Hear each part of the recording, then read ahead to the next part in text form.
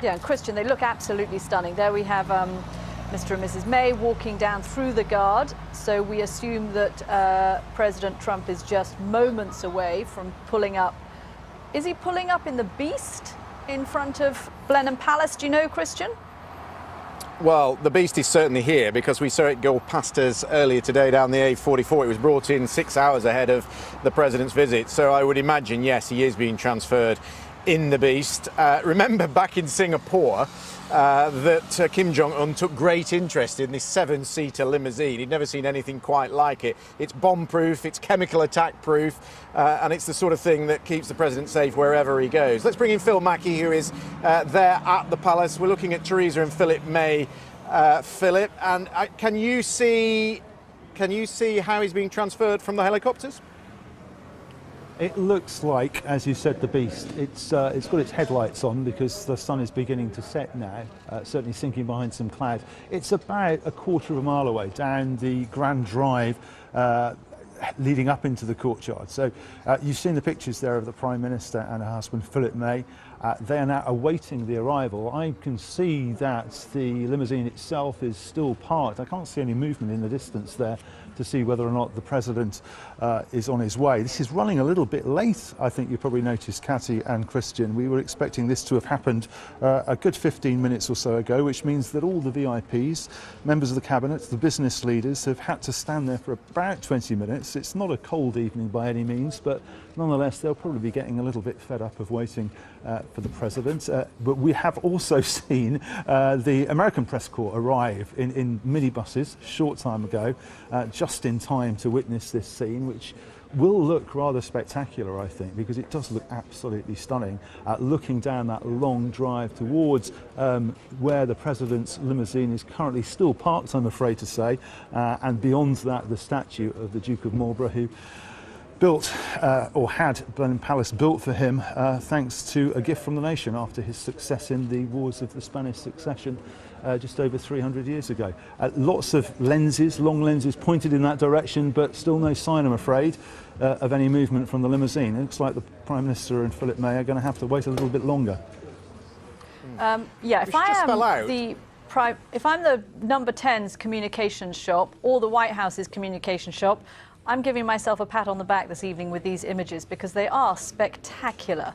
The lighting, look, there you go, the Prime Minister and her husband, Philip May, also colour coordinated with the Guardsmen all standing there. It couldn't look more perfect for them, could it, Phil?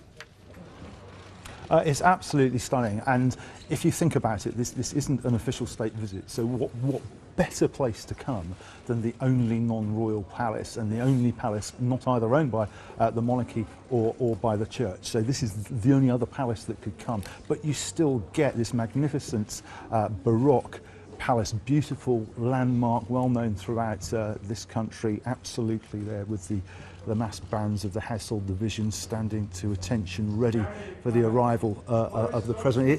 It's just exactly what Donald Trump wanted. And it's probably as close to a state visit as you could have.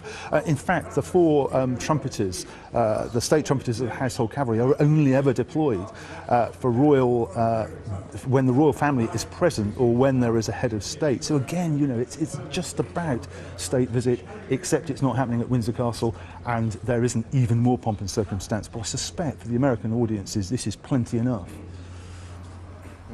As we just wait for the car, we should just spell out what's going to happen tomorrow, because the meat of the visit, of course, is tomorrow. So in the morning, they're going to go to a military base to see a joint exercise between US and UK special forces who have worked together before tackling Islamic terrorism. And they're going to be given a show tomorrow when they go to that. And then in the afternoon, they're going to for lunch at Chequers, the country residence of the Prime Minister, of course.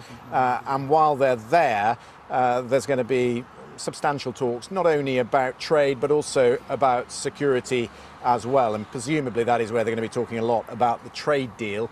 And I would suspect that there'll be senior members of the cabinet there, maybe even Dominic Raab, who is, of course, the new Brexit secretary, new to the job, but very important in not only what is going on with Europe, but also with the United States.